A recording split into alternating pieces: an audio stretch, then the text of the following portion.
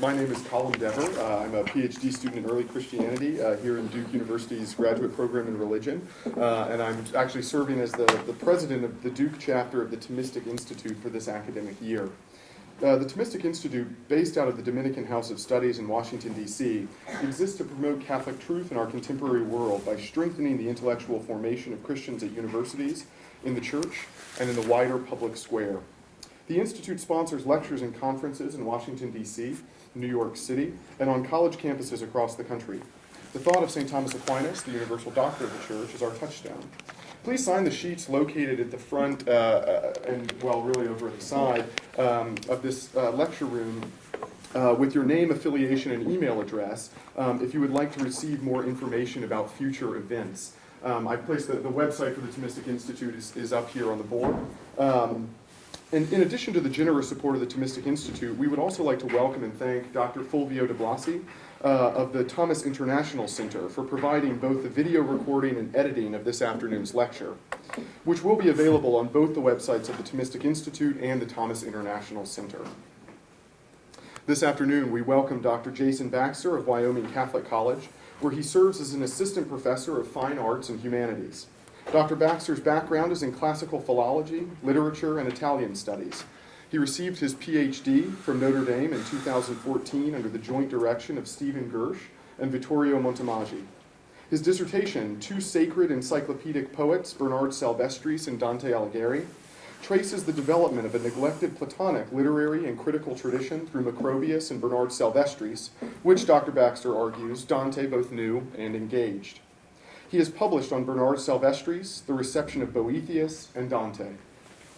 Over the past year, he's been working on an extensive online course constituting an introduction to Dante over the course of 18 one-hour lectures, available through Wyoming Catholic College's distance learning program. He intends to publish these lectures as an introduction to the Commedia.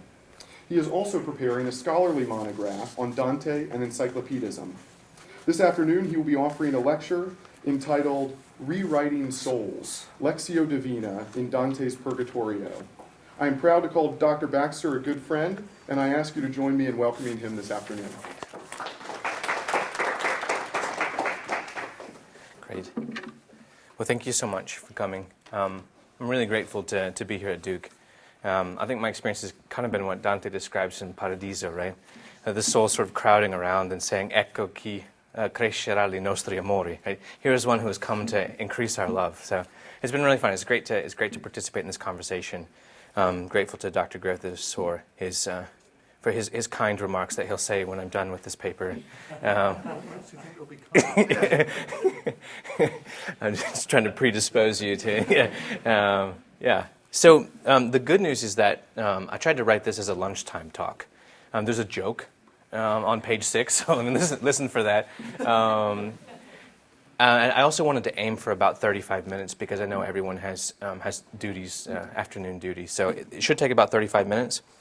My basic kind of insight into this is I think that Dante conflates two different medieval traditions, both of which go by the same name. The name is imitatio, right? Imitation. But imitatio in the Middle Ages can refer to what Thomas Aquinas describes as imitatio Christi, right? A couple hundred years later. But it's a kind of moral imitation. It's a kind of deep reading, a religious reading, as Dr. Griffiths would say. It's a reading for transformation. But in the schools of rhetoric, there's also a kind of imitatio in which you imitate an authoritative author and rewrite it so that by sort of building within the footprint of a kind of master, you yourself can achieve that auctoritas. And so I think Dante combines both of these forms of imitatio, what I'm going to call a moral imitatio, a readerly, if I may, imitatio, and then a writerly or rhetorical imitatio, and sort of layers them on top of each other in his Purgatorio so that we have souls which are being rewritten by means of their rereading. So it's a kind of a beautiful kind of, dense network. I suppose the final thing just to mention is I think this whole sort of process of imitatio is a ubiquitous phenomenon in medieval culture. All the great cathedrals are literally rebuilt within the footprints of the existing Romanesque basilicas which stood before them. So Chartres and Saint-Denis are literally, though say new structures, are built within the footprint that went before. So this is, I think, kind of governing image for a rhetorical imitatio, that Dante, among other things, has his souls rewrite within these kinds of footprints. So, although the souls in Purgatorio are saved, forgiven their sins, they're not yet ready to see God. Their ability to participate in the heavenly community is still limited by the vicious habits they did not devote themselves to reforming in life. Their heads are in the right place, you could say. They desire to see God, and they know a vision of Him will be their final end. But like Manfred in Purgatorio 3, they still have their wounds on them. Their hearts are not there, or more accurately to medieval terminology, their affectus has not yet been kindled. Closing the gap between head knowledge and heart knowledge is a slow process, one which will take time and repetition because these purgatorial souls still have with them their characteristic penchants to their specific negative moral dispositions, which they spent much of their lives rationalizing, as the sinners in hell continue to do. For example, Dante illustrates these earthly dispositions repeatedly throughout Purgatorio, often, I think, in almost humorous ways. I think probably Dante's humor is probably neglected by most of us.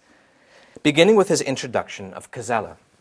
Casella, who seemingly took his time before departing for Purgatory, is now partly the cause for the upbraiding of a group in Anti-Purgatory as spiriti lenti, the slow spirits. 2 canti later, Bellacqua is explicitly identified as a soul who has taken up his customary earthly ways. Lo modo usato is the term. Among the prideful, Umberto Aldobrandesco, who admits to having loved the nobility of his family too much in life, introduces himself as born of a great Tuscan, the son of Guglielmo Aldobrandesco, and then he cannot repress a query to the pilgrim as to whether or not he has heard of his famous family. Right? As if you sort of say, oh, sorry, just going back to earthly ways, right? Shortly after that, we discover that the envious souls are still prone to take no delight in their neighbor's good. Characteristically, they were offended by the fact that the pilgrim can see them when they are unable to see him. Sapia and Guido del Duca further demonstrate an obsessive curiosity with the pilgrim's ability, as they say, to open his eyes at will. And while Guido del Duca reluctantly tells the pilgrim his name, he is resentful that the pilgrim has not shared his name with him. In other words, they still have a penchant to envy, I think. Other examples could be produced, but in the language of medieval monastic speculation on purgatory, these souls are boni, but yet imperfecti. In Dante's day, the acknowledged experts, the periti or the experti, even if they were too humble to admit it, in the theory and practice of effecting such deep transformation, that is, overcoming the gap between head knowledge and heart knowledge, were the monastic spiritual writers.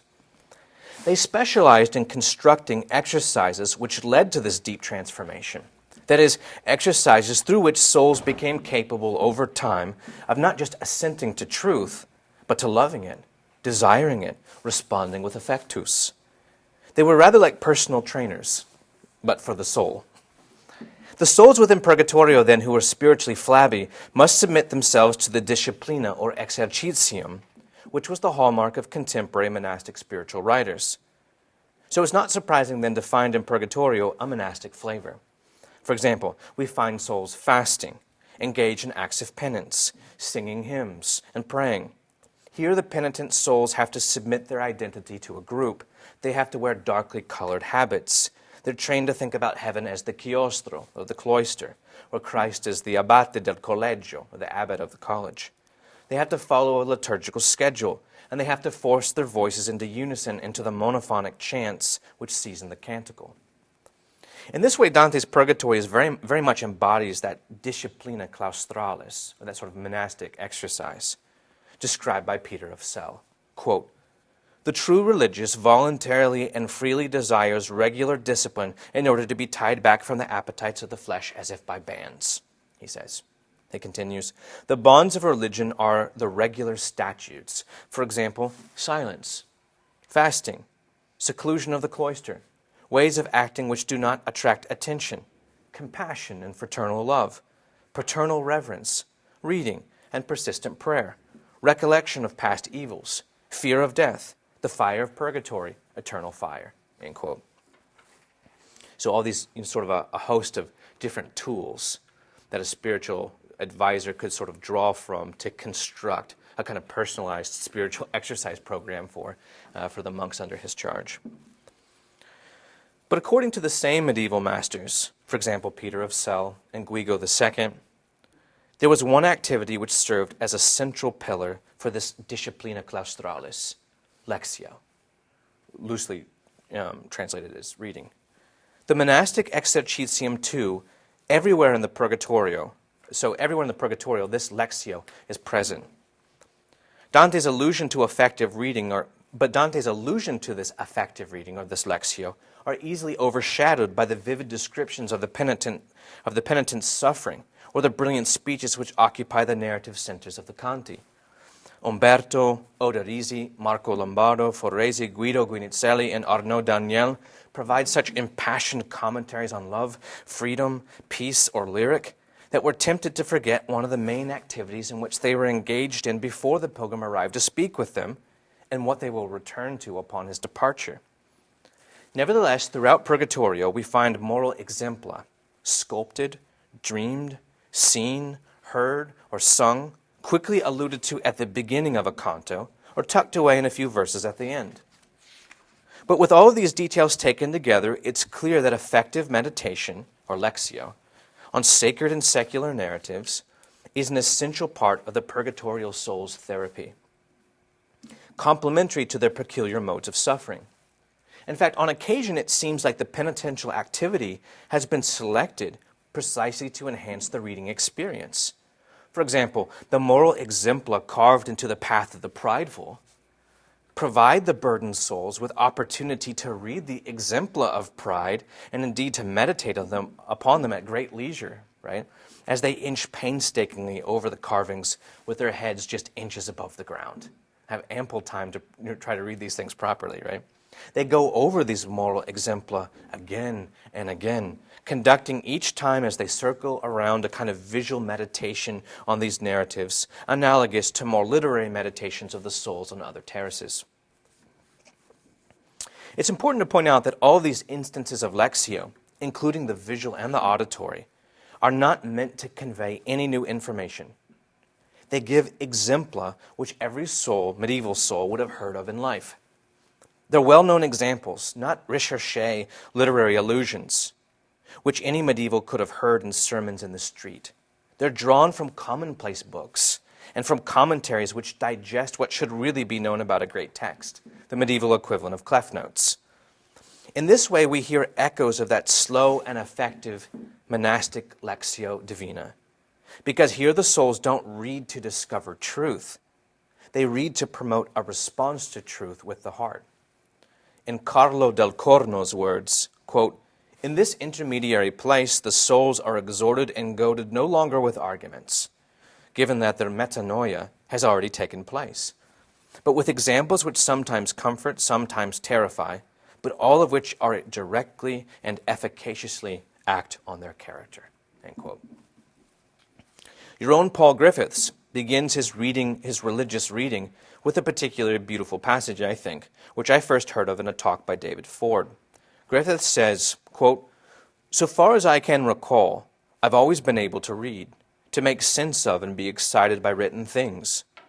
I know, of course, that there was a time when I could not read. It's just that I cannot remember it. But I was never taught and have still not properly learned how to read with careful, slow attentiveness."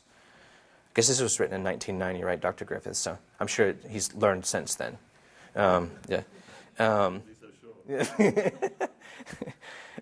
With careful, slow attentiveness. It's difficult for me to read with the goal of incorporating what I read, of writing it upon the pages of my memory. I find it hard to read as a lover, to caress, lick, smell, and savor the words on the page, and to return to them ever and again. I read instead mostly as a consumer, someone who wants to extract what is useful or exciting or entertaining from what is read, preferably with dispatch, and then move on to something else. And this is where it gets painful, I think, for everyone in this room. My habits of reading are mostly like my... No, not yet. It gets painful in a minute. My habits of reading are mostly like my habits of purchasing, dazzled by the range of things I can buy. I spend all that I can as fast as I can, ecstatic at the excitement of contributing to the market economy, and satisfied if I can assure myself of a place in that economy by continuing to produce and consume. Here's where it gets good for us. I'm not alone in this condition. Most academic readers are consumerist in their reading habits, and this is because they, like me, have been taught to be so and rewarded for being so. Right? End quote. With some differences, I would say this is a brilliant description of the kind of reading performed by the penitent souls in life. That is the kind of consumerist habit. Thus, as part of their penitential activity in death, they will have to read Griffith's book and understand it. They will have to, or to historicize this a bit, they will have to learn the secrets of reading which monks in the world of Dante knew. Dante's Purgatory, in addition to being the place where, according to scholastic theology, man makes satisfaction and pays his debitum to God, is a place of desire, a place where desire plays an important role, where the internal fervor amoris, the heat of love, is cleansed by the external heat of suffering. Thus, I'm interested in how Dante portrays his souls in achieving this purgatio, this cleansing, through the so-called cogitatio cordis, the kind of reasoning of the heart, as Hugh of St. Victor puts it. Purgatorio is a place where sinners learn, among other things, how to read. And this is the secret of how they are rewritten. But before moving to a reading of some important scenes in Dante, in which this effective Lectio is present, I'd like to first begin with a panoramic landscape sketch of the role of Lectio in late medieval culture. Lectio was a fluid activity which created a spiritual space in which interior transformation could happen. It was a, quote, a movement of reading into prayer, as Duncan Robertson has put it. Like Bernard of Clairvaux, Guigo II, and Anselm, Peter of Celle, for example, likes to use gustatory metaphors for this act of absorbing spiritual nourishment in the act of reading. Lectio is a most rich repast, and souls engaged in it are said to ruminate on the sweetest flowers of sacred scripture. But at the same time that it provides nourishment, Lectio is also assidua et intenta cum devotione, that is, assiduous and intense in its devotion. It's a violent process. It, quote, purges our inner depths and amputates our wicked thoughts, says Peter. Thus, the monk's constant meditation in this life on scriptural truths and his possible fate, such as burning in ignis purgatorius, leads to the purgation of the interior parts, and this renders purgatory in the next life unnecessary. Obviously, this is what the souls in purgatory didn't do, and so they have to do it there. The great Carthusian writer Guigo II, in his book, the Scala Claustralium, or the Scala Paradisi, the Ladder of Monks, also describes this movement of reading into prayer as purgative. He calls it interior purgatio, interior purgation. Interior purgatio is the momentous occasion in which the external cleansing of baptism now culminates in the interior cleansing of the heart. And such purgatio is preparatory for the experience of God, the chief aim of spiritual exercises. Guigo describes this experience in overwhelmingly sensual terms and with great rhetorical exuberance.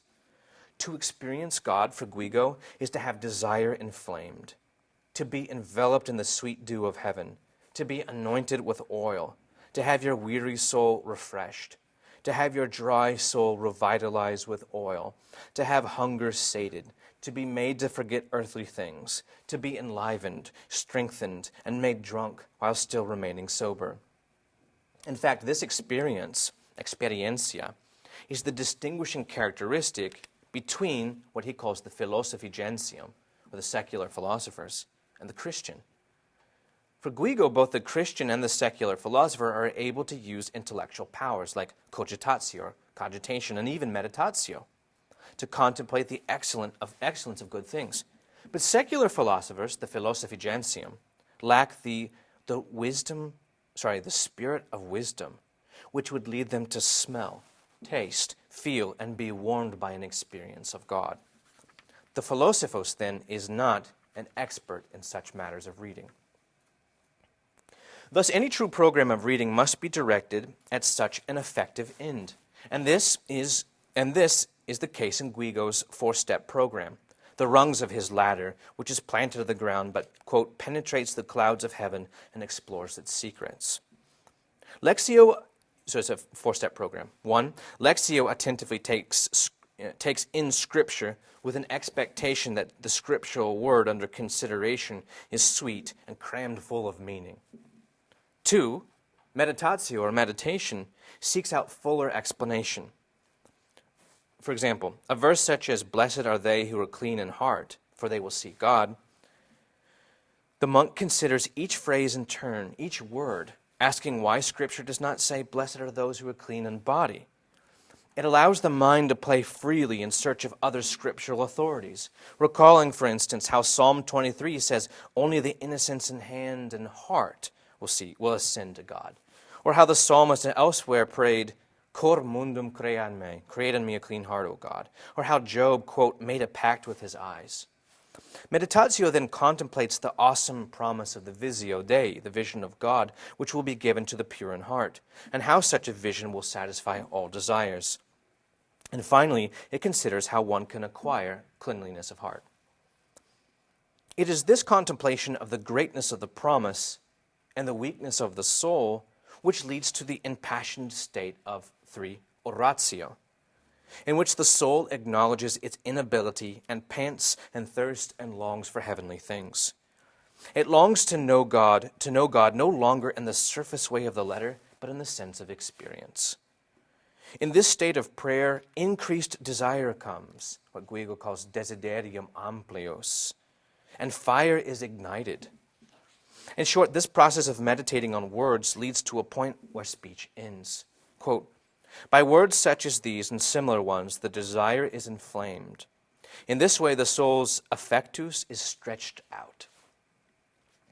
End quote. Guigo says that tears are the certain sign that such an effective experience will soon be that such an effective encounter will soon be experienced, for they effect the inner washing, the inner purgatio, as he says, "O blessed tears, through which interior blemishes are purged." End quote.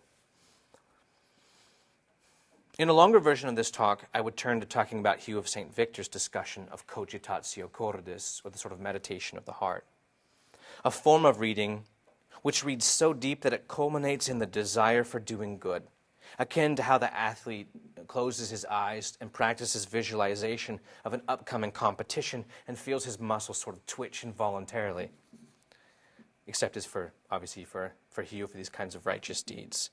But for present purposes, let me turn to summing this up. This cogitatio cordis is an effective reading which ends in prayer, or as Leclerc says of Jean of Fécamp, "Lire, c'est méditer et c'est prier."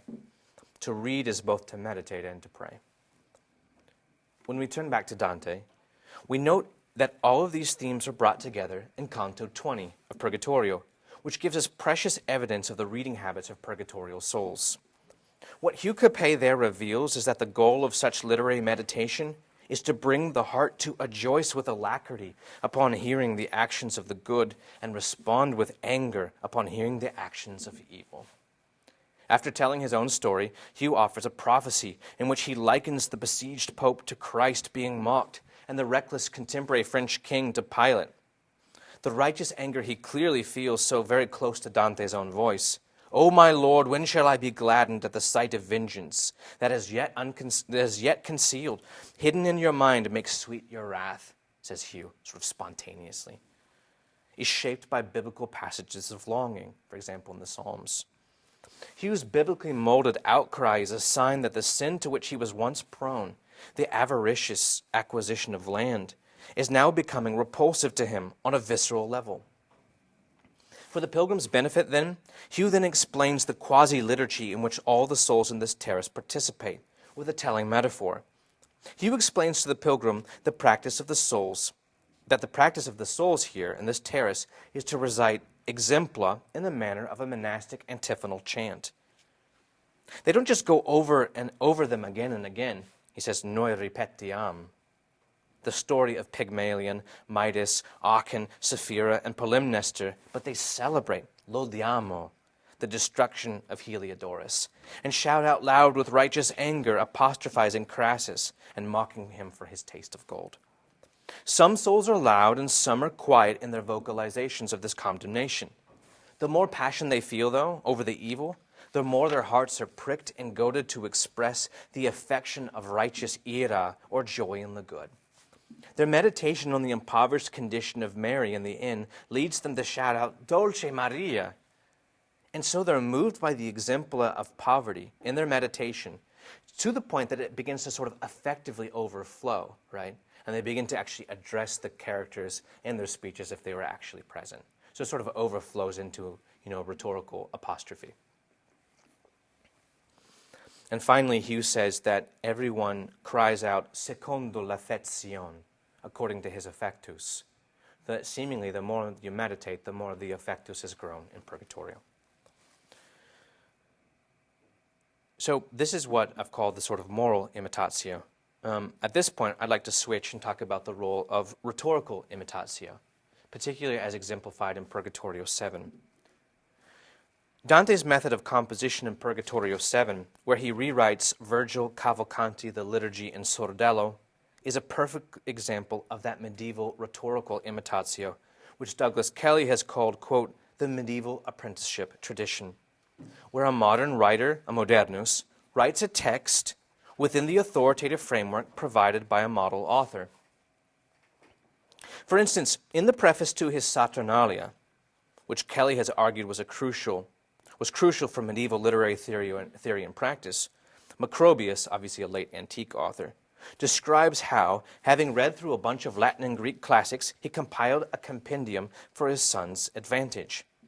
Macrobius is insistent, however, that the passages he has recorded in his Saturnalia, which are often taken word for word from the original, are not ill-digested bits, but rather digested to form a unified body. Macrobius uses other metaphors besides digestion to describe how he compiled the information gathered from various ancient treatises. He likens them, say, to a bee who has gathered nectar from a series of flowers, to the mixing of a perfume maker, as well as to how individual voices in a chorus mingle. Macrobius says, it's my goal for the present work that it comprise many different disciplines, many lessons, many examples drawn from different periods, but be brought together into a harmonious whole, end quote.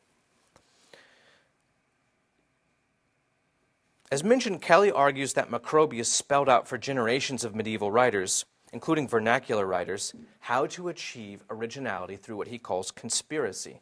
That is, the blending together of voices, say in a chorus, into one flavor, in unum saporem. When we turn back to Dante then, I'm going to skip a little bit here. Oh, I should say one other thing. The other kind of interesting thing is that whereas for us, we find copying or imitation a sign of inferiority in an author, medieval authors seem to delight in it. For example, Alan of Lille, at the beginning of his Anticladianus, says that everyone will rejoice to find the ancient text rewritten, right? As if there's a kind of aesthetic of the rewritten or an aesthetic of imitatio to discover with delight newness emerging within a familiar context. So, to turn back to Dante, we find that the medieval aesthetic of imitatio, that flash of joy that accompanies the spark of recognition of the old and the new, just a few canti before Dante elaborates Dante's elaborate description of the relief carvings on the Terrace of the Proud, Sordello had directed Virgil and Dante to the Valley of the Princes, in which it's described in this way. Quote, gold and fine silver, carmine and leaded white, indigo lignet bright and clear, and emerald after it has just been split, placed in that dell would see their brightness fade against the colors of the grass and flowers, as less is overcome by more. Nature had not only painted there in all her hues, but there the sweetness of 1,000 scents was blended into one fragrance, strange and new, end quote. On the most literal level, Dante describes this valley as if it were a painted masterpiece of nature, with painted flowers and grass. But the valley outshines the most lustrous substances on earth. Nature then has rewritten the earlier text of earthly life, and now giving the brilliant colors to earthly gems of purgatorial flowers. And yet there's an even greater feat. Nature has brought together all that was spread out and variegated on earth into an aesthetic unity in which the flowers contribute to the single unified fragrance of the whole. Nature then has brought together a number of places on earth, a number of passages, you could say, in order to create a single veil which surpasses anything found here. Nature has rewritten the text herself of her own original draft on earth, practiced, in other words, imitatio, to create a work of originality. I'm going to skip some of the technical details, but the fascinating thing is, in this very place in which Dante is describing how nature rewrote her own passages on earth, Dante is doing the exact same thing on a rhetorical level, in which he has allusions to Virgil, to Guido Cavalcanti, to Sordello, to the liturgy, to other hymns, which he all blends together. So at the very moment he's describing nature's rhetorical imitatio, he's actually practicing it himself, as if to show that he's imitating the nature which rewrites. In sum, Dante describes nature as practicing that very imitatio which Macrobius taught to aspiring authors. Macrobius says of the perfume makers that they aim to have one ingredient perceptible, quote, since they aim to blend all the aromatic essences into a single fragrant exhalation, end quote. Sounds like a good Calvin Klein advertisement. A fragrant exhalation. A passage which is closely echoed in what Dante says of nature, quote, sweetness of 1,000 scents was blended in one fragrance, strange and new, end quote. Whether Dante knew the Saturnale or not, he seizes the occasion to rewrite the poem of his friend and rival by correcting him with allusions to Virgil and sacred text at the very moment he describes nature's practice of imitatio. Okay, so there you go. That's moral imitatio, that's rhetorical imitatio, and now I'm going to try to bring the two together. We've seen how throughout Purgatory the souls accomplish their cleansing through the moral imitatio of exempla from scripture, history, and classical literature. At the same time, the second kind of medieval imitatio also figures in Purgatorio, rhetorical imitatio, according to which an author blends in unum saporem, into one flavor, the autores, the authors he had studied. One of the great passages of Purgatorio in which Dante brings together both of these things is Purgatorio 11, 1-24, where the prideful souls recite the Our Father. From this vantage, the vernacularization of the liturgical and biblical prayer is a prime example of literary imitatio. It's a kind of spontaneous rewriting of the prayer with special glosses added for the benefit of prideful souls. But now both gloss and original text have been reincorporated into the text itself. 49 words of the Latin prayer become the Italian prayer of more than 160, as if in the vernacular the Latin prayer releases its potential energy, like the uncoiling of a compressed spring. The "You who art in heaven" becomes 3 whole verses, 11, 1-3, emphasizing God's transcendence. The "Sanctificetur nomen tuum," or "Hallowed be thy name," is amplified into, quote, "Praised be your name and power by every creature, as is fitting, to render thanks for your sweet breath." So when it moves from Latin into Italian, it begins to sort of pick up echoes of Francis's prayer hymn to all the creatures. The "Thy kingdom come" becomes, quote, "May the peace of your kingdom come to us, for we cannot attain it of ourselves, if it come not for all our striving," end quote. Emphasizing especially the complete impotence of the prideful to get to the kingdom on their own. And finally, the phrase "Libera nos a malo," deliver us from evil, for the prideful, who spent too much of their time on earth using first-person pronouns, now has to become a prayer non per noi, not for us, but for those who are left behind. But this spectacular rhetorical imitatio seemingly can only occur because of the practice of the effective reading, the moral imitatio of the exempla of the prideful. With their faces hovering just inches above the text they read, They study these great examples of pride, and this inspires them with a desire to rewrite a prayer which on earth had become all too familiar. But perhaps the single best passage for us to see how all these themes come together are the canti where the poet describes the terrace of the gluttonous. That's Purgatorio 23 and 24. These canti are replete with biblical allusions. For example, we know that the souls are singing the psalm Labia mea Domine, appropriate, right? Lord, open my lips, and I will sing your praise. As well as that, there's a tree which reminds them of Mary's generosity at the wedding banquet, the temperance of the ancient Roman matrons, Daniel's preference for wisdom over the Babylonian king's polluted meats, the golden age diet of acorns and water, and the honey and locust eaten by John the Baptist. A second tree provides negative exempla of gluttony, including the spawning of the centaurs and the Hebrews that Gideon did not enlist. At the end of Canto 24, though, we hear the angel rewriting the beatitude, "Blessed are those who hunger and thirst," saying this instead: "Blessed are they whom grace so much enlightens that appetite fills not their breast with gross desire, but leaves them hungering for what is just." End quote.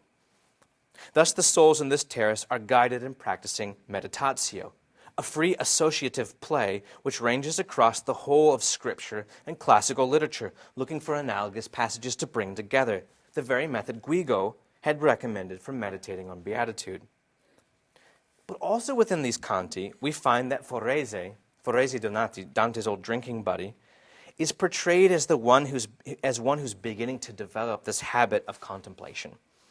He corrects himself, saying that he should not refer to purgatory as a place of punishment and pain, pena, but rather solazzo, consolation. Furthermore, he seems to be conforming himself to Christ through such meditatio. Forese says that the same desire which caused Christ to shout out on the cross, Eli, aloud as an act of voluntary, joyful suffering, is what pulses through the souls here and inspires them to go and listen to the exempla of the tree whose fruit they voluntarily forego. In this way, then, we find Forese consciously practicing an imitatio Christi, reliving Christ's life in his own. But what's more interesting is that Dante describes Forese imitatio as occurring simultaneously with his rewriting. The very soul who is singing Labia mea Domine is first unrecognized because of what Dante calls, quote, la cangiata labbia, or his transformed lips, or his transformed face. His face, like a text, is being rewritten. Indeed, the faces of the gluttonous are text where one may read, you'll remember, their restored humanity. The pilgrim observes the words omo etched into the visages of the penitential gluttonous, right? In other words, right, the sort of O formed by the eyes with the M around them. So by becoming gaunt, their humanity is actually beginning to be reread again through the text of their face. In contrast to the indistinguishably fleshy visage of Chaco and the gluttonous in hell. The faces, then, of those who are imitating moral exempla and conducting meditatio in the biblical passages are being rewritten as text, which more clearly signify their humanity. And finally, the pilgrim is described as experiencing an intense moment of delight when he recognizes in the transformed face of Forese the visage of an old friend, that is, a text rewritten. Quote, I never would have known him by his features, but the sound of his voice made plain to me what from his looks had been erased, the spark that relit the memory of his changed feature, and I knew Forese's face. In other words, that kind of joy of spark, of the recognition of the new within the old, a sort of literary practice and rhetorical practice of imitatio. I'd like to suggest then that in the face of Forese, we're beginning to see some of that heavenly joy shining through. We're beginning to experience something of the delight of the rewritten text, the new within the old. In this way, throughout Purgatorio, Dante allows his vocabulary for the reading souls and the art of the divine writer to rewrite, to overlap. The same divine fabbro, or craftsman, who carved the miraculous images into the marble which Dante sees in Purgatorio 10, who outdid his terrestrial composition in the Valley of Kings, also remakes the souls of Purgatory, or as Forese says, All these people who weep while they are singing, here are remade, holy in thirst and hunger.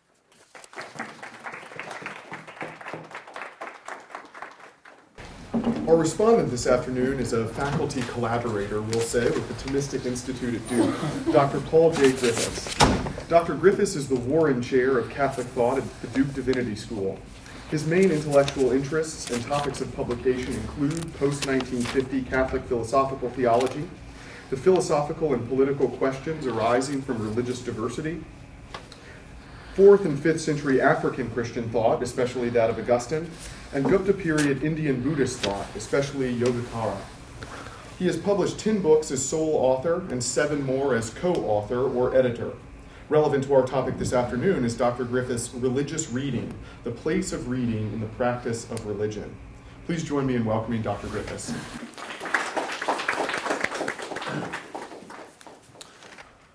Well, thank you to Jason for the paper. I learned a great deal from it. I found it very illuminating.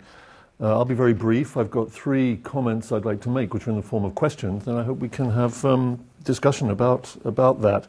But first, let me say how illuminating it was to see the subtlety with which Jason drew the connections between these 2 kinds of imitatio, the writerly rhetorical imitatio on the one hand, and the readerly or moral imitatio on the other. That was beautifully done, and it's illuminating of Dante's text and practice, and helpful to me in understanding Dante. So, given that, 3 brief questions and comments. The first has to do with experience, the meaning and place of experience in all this. I think that Jason is quite right to say that the monastic tradition, evident in Hugh of St. Victor and Guigo and others, does use language of affectus, the affectiones, when it's progressing up the stages of Lectio. That's certainly true. But there's a distinction, I think, that is somewhat, at least in my way of thinking, obscured in the way that Jason represents this, a distinction that I find important and that I'd like to know what he thinks about and how it relates to Dante. So the distinction is not whether the language of experience is present.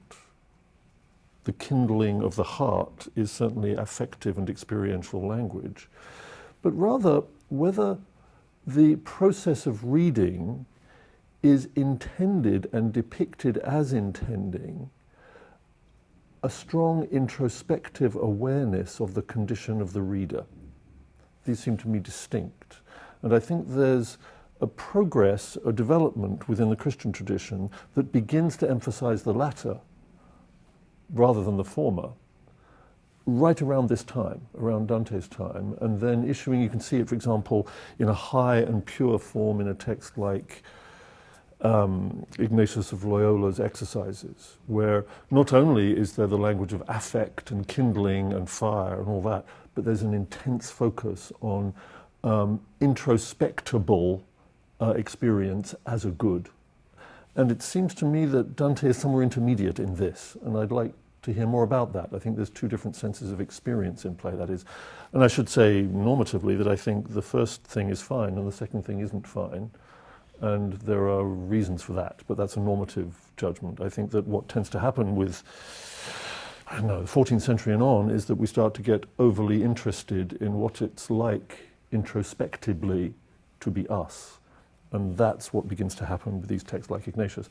Where Dante is on that spectrum, I don't know, but it's a real question for me.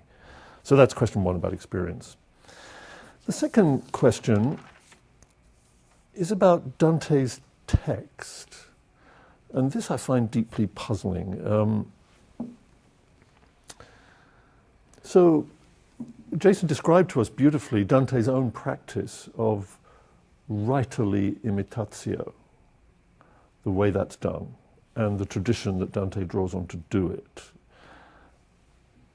And I think that's helpful in illuminating completely right. What I wonder about, though, is what Dante's text prompts us, its readers, to do with it. Here's one way of formulating the question. Dante's text is so finely wrought and so self-conscious about its own fineness that it may deter readers from using it for writerly imitatio. It's too beautiful, maybe. It dazzles with its own perfection. And then, if that's right, perhaps Dante's own text is hard to use in the way that he uses the texts that precede him. I don't know whether that's right, but I'm often, in reading Dante, overwhelmed with how this is unsurpassable, right? You can't, I mean, how could anyone do better? Dante himself seems to think that. You know, he goes on and on about how, you know, Virgil is good, but he's better. And he's right. I mean, you know, what can you say? This seems like the end of the story as far as this kind of thing goes. So there's a question there for me as to whether Dante, as himself, an item in the Christian archive, whether he can be deployed in the same way and for the same purposes that he deploys the earlier archive. I have no idea what the answer to that is, but it strikes me as a useful question, maybe. Maybe another way to put it is that Dante dazzles, or at least he dazzles me, and being dazzled, I don't know what to do but sit down and contemplate my own blindness before this. I don't want to do anything with it particularly. So, third and very brief thing, I'm interested in hearing more about what reading moral exemplar does to those who read them. Certainly, Dante depicts in the Purgatorio the process of reading, in this extended sense of reading, as transformative, as purgative and transformative and preparatory of the readers for the vision of the Lord. But it's also pretty clear, isn't it, that there have been many readers of Dante, viz. This text, who actually aren't transformed by it, who, though they can read it attentively, though they can absorb it, comment upon it, understand how it works, attend to the tropes and the forms and all that, in fact find themselves not morally transformed by it at all. And this is an ancient and difficult question, right? The question really is, when does reading depictions of moral exemplarity actually have transformative effects on the reader, and when doesn't it? And what makes the difference? And just the fact that they're there doesn't seem enough. I'm guided in this actually by John Henry Newman, who early in his career wrote what to me is one of his greatest little works called The Tamworth Reading Room, the topic of which is exactly this: why doesn't reading good books make people good? And he thinks it's obvious that it doesn't, or certainly that it needn't, and usually doesn't. And the question then is why? And it's a good question, and I actually don't fully understand the answer to it. So those are my three comments, and maybe we could have discussion, or I'd be very happy to hear what Jason has more to say about them. But I do want to underscore again how illuminating the approach taken in this has been for me, to see these two forms of imitation together. It's great. So thank you very much for that. Right. Yeah, those are great. They're great questions. I'll just take a shot at it, and then it'd be nice to just have some conversation. I guess we're a small enough audience where we could just have a chat for a little while. Yeah. So I guess maybe to begin with number 3, when do moral exempla inspire transformation, and when do they not? Or why doesn't good reading make good people? It seems to me at least part of it is, I think with Dante, right, you have to read systematically enough to encounter your own blind spots, right? I mean, not every moral exemplum of negative moral exemplum or every positive moral exemplum will mean much to everyone. But so it seems like for Dante, right, there's a kind of systematic whole. You read until you realize, that's an aspect which pertains to me. But in sort of responding to that aspect, say for Dante, right, and responding to, say, temptations to gluttony, right, you actually put yourself in the place to recognize that other of these vices apply to you as well. And then, so this kind of, Mazzotta writes about this, right, in Dante and the Circle of Knowledge. There's a kind of sort of necessity of the encyclopedic undertaking of Dante's text. And in some sense, moving into an aspect of it reveals, say, more of the horizons. The other thing is, it seems that, Dante is really keen to, I think we can learn something from this, but Dante is really keen to complement almost every classical exemplum with a contemporary one. Now, of course, for us, they're all ancient. And it's hard to teach this to students and get them as excited. It seems to me the ideal way to teach this book would be to just tell a story of every single one of the 200 characters who appear in the comedy, right? Just tell the story independently of Dante's appearance, so that when they came and encountered the character, they would be excited to see that one. I always think that, say, the example of Marco Lombardo in Purgatorio 15 might be the single thing most lost on us, right? But for Dante, right, this is the sort of picture of masculinity from the golden age of knighthood, right? So that whatever he says, you're going to be predisposed to listen to, right? I was thinking it'd be like, for a lot of us, say, meeting Clint Eastwood, right, in Purgatory, right? You say, Clint, can you just tell me what's wrong with the world these days? To which Clint responds, you abuse your freedom. Whoa, wow, this is like really deep, Clint, right? You're just like predisposed, right, to love anything he says. And so I think, in some sense, right, that's of course lost on us, right? Marco Lombardo's speech about, freedom and so forth, I think really depends on a lot of sort of knowing the ethos of the character.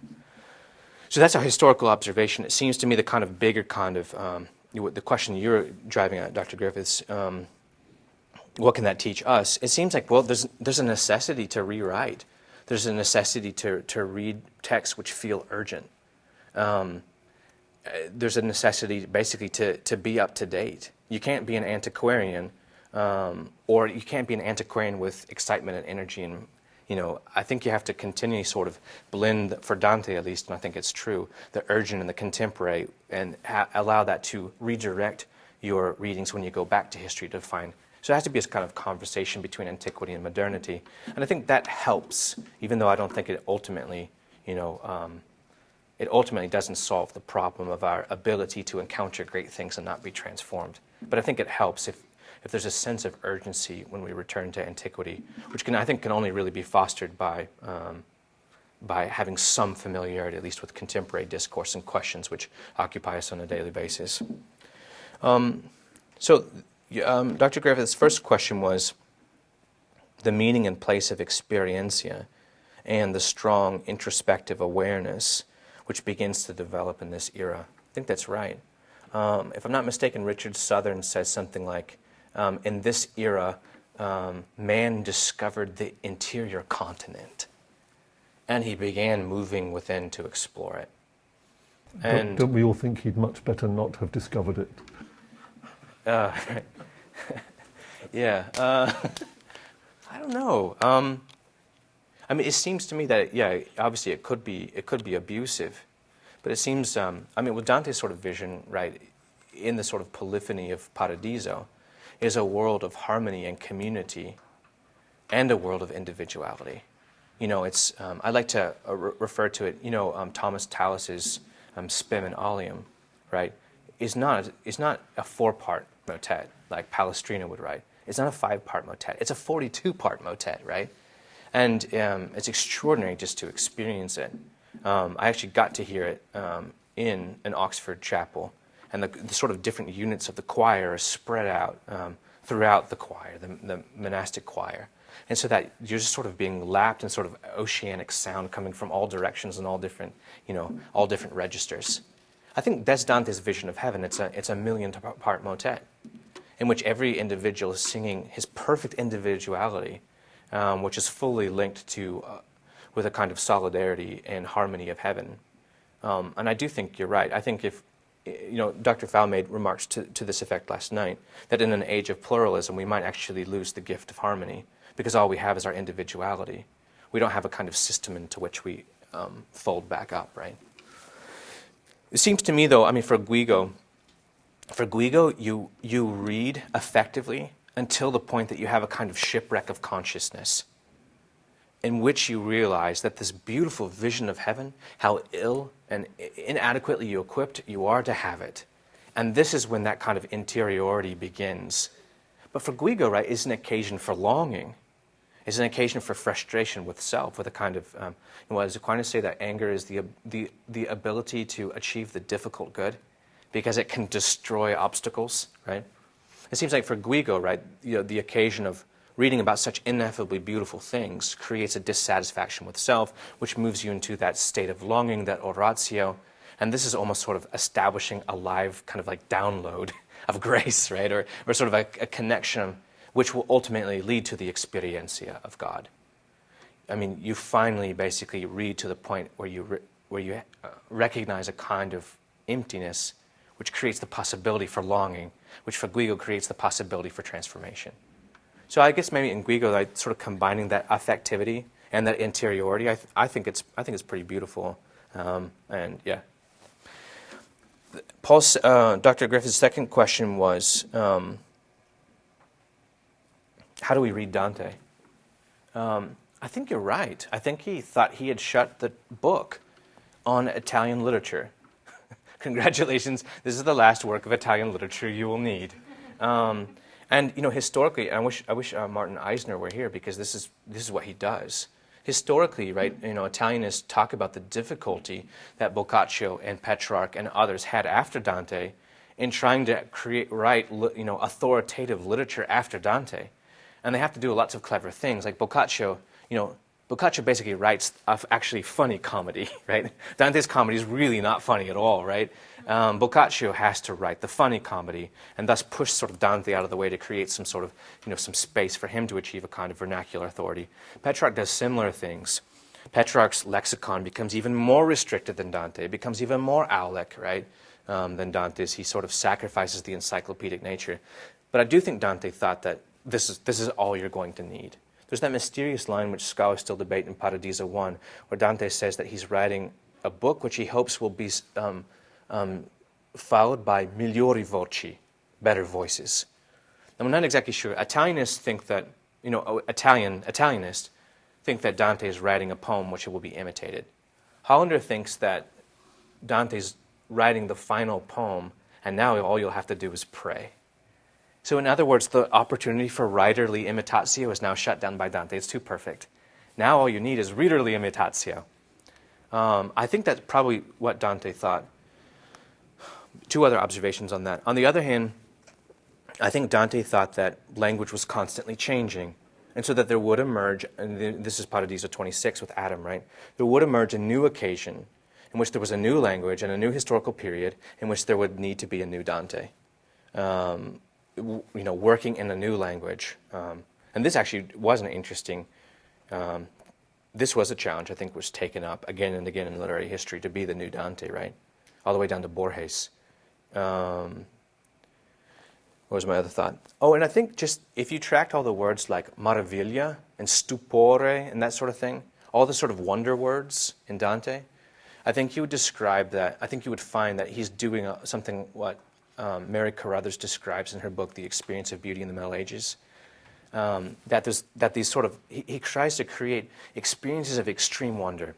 I think Dante would have, I think Dante's, readers probably would not have read the comedy to children, just for the reason it was just too intense and scary, right?